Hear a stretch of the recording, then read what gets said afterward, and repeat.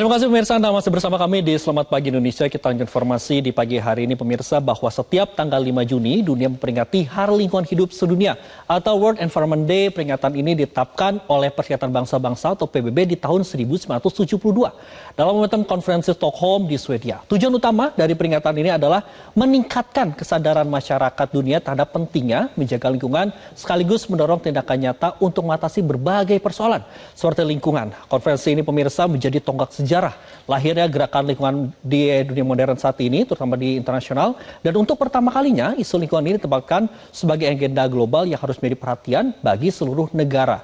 Dan pemirsa, sudah dari 5 dekade bahwa setelah peringatan yang pertama ini dilaksanakan, tantangan lingkungan justru semakin kompleks.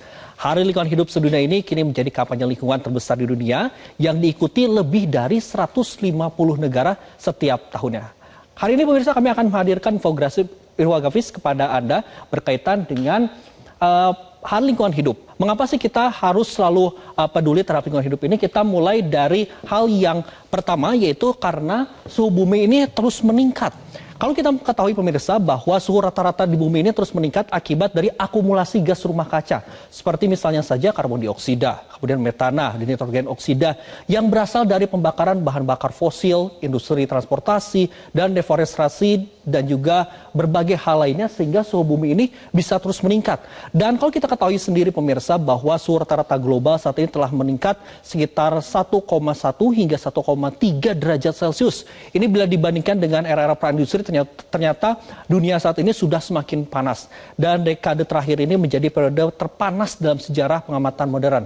Konsentrasi CO2 di atmosfer kini juga berada dalam level tertinggi dalam jutaan tahun. Dampaknya ialah ini berbagai macam pemirsa, mulai dari mencair es di kutub, kemudian juga kenaikan permukaan air laut. Dan kenaikan suhu ini pemirsa bukan sekedar persoalan lingkungan, tapi juga ancaman terhadap ekonomi, pangan, kesehatan, masa depan generasi mendatang.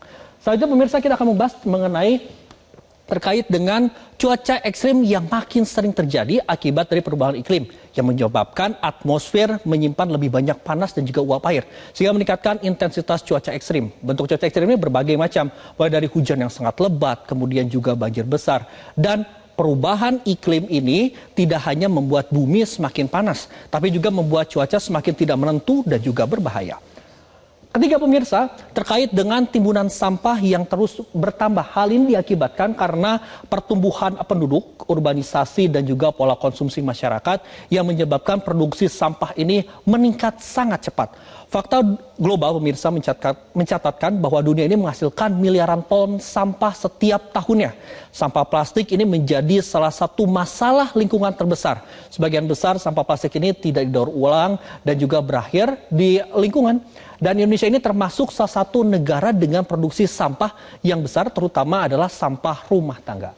Terakhir pemirsa, yang kenapa sih kita harus selalu peduli terkait dengan permasalahan lingkungan ini adalah karena kualitas udara di banyak kota ini menjadi perhatian kita juga, terutama ini polusi udara ini yang berasal dari kendaraan bermotor, industri pembangkit listrik, ini berbahan bakar fosil, pembakaran sampah. Dan pemirsa, permasalahan dari keempat hal ini yang akan kita hadapi ataupun juga yang saat kita hadapi saat ini adalah hal yang sesungguhnya saling berkaitan. Jika tidak ditangani bersama, dampaknya akan dirasakan oleh generasi sekarang maupun generasi-generasi mendatang. Nah, pemirsa, kita sering mendengar apa sih sebenarnya yang harus kita lakukan saat ini. Ada istilah terkait dengan selamatkan bumi. Tapi mulai dari mana? Jawabannya dari hal-hal kecil di sekitar kita. Kita akan mulai dari yang pertama terlebih dahulu yang ada di samping kanan saya. Yaitu langkah sederhana yang bisa kita lakukan yang tentu saja ini berdampak lebih besar terutama bagi masyarakat dan juga kita semua. Adalah memilah sampah dari rumah. Jangan semua sampah ini langsung campur jadi satu dalam plastik hitam. Pisahin menjadi 3 pemirsa setidaknya. Ada organik basah kayak sayuran, kemudian juga kulit, buah-buahan. Ini nanti akhirnya juga bisa didaur ulang menjadi organik ataupun juga maksud kami jadi kompos ataupun juga pupuk organik. Nah, untuk yang kedua adalah organik kering kayak botol, kardus, plastik.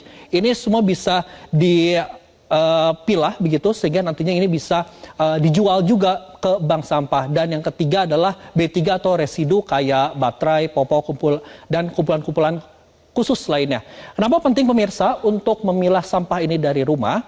Karena kalau tidak dipilah, nanti di TPA ini kita nggak cepat penuh sampahnya, dan anorganik ini bisa menjadi barang yang lebih berguna begitu ke depannya.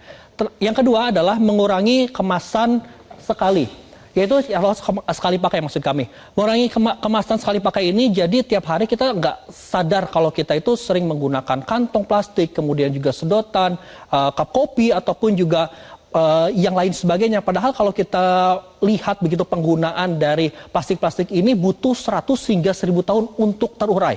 Gantinya gampang sekali pemirsa, bisa bawa tumbler ke kerjaan atau kemanapun, juga bisa bawa tas belanja lipat, dan juga untuk menolak sedotan kalau nggak perlu.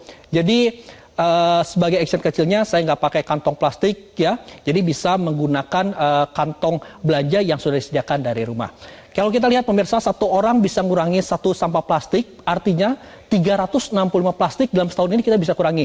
Bayangin pemirsa, kalau misalnya ada 100 orang di lingkungan yang tidak menggunakan plastik, dampaknya ini akan sangat luas. Nah, yang ketiga pemirsa, terkait dengan penghematan listrik dan juga air. Kita perlu ketahui sendiri juga memang pemirsa, terkait dengan penghematan listrik dan air ini adalah hal yang sangat gampang. Misalnya kalau kita mencabut charger HP, kalau sudah 100% matiin ruangan juga ketika ruangan memang kosong, atau misalnya bisa menggunakan lampu LED. Dan buat air ini, misalnya saja kita ketika menggunakan air dengan secukupnya ketika mandi dan sebagainya. Nah, terakhir pemirsa, yang kita bisa lakukan adalah menanam dan juga merawat pohon. Itulah tadi pemirsa hal-hal yang bisa kita lakukan untuk melakukan langkah terutama untuk penghematan energi tanam pohon. Kedengarannya sepele pemirsa, kalau kita semua lakuin, perubahan besar pasti akan terjadi. Jelajahi cara baru mendapatkan informasi. Download Metro TV Extend sekarang.